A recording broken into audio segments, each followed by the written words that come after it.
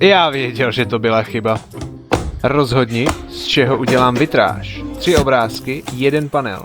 Ten, co dostane nejvíc komentářů, vyhrává a já ho musím vyrobit. V posledním Clashi vyhrál týpek v pračce, ale fakt jen o kousek. A jsem legit zvědavej, jak to dopadne.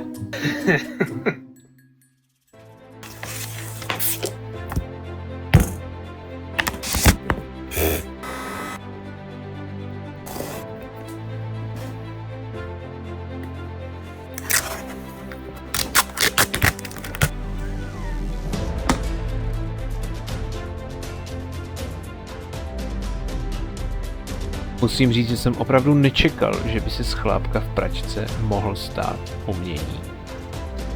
Tak, fajn, dostali čestný místo tady vedle.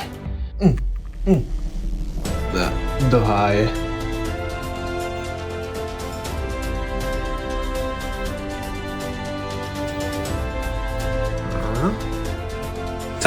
Pánbu zaplať za magnet. No tak jo, představuju další kandidáty. Rozhoduješ ty.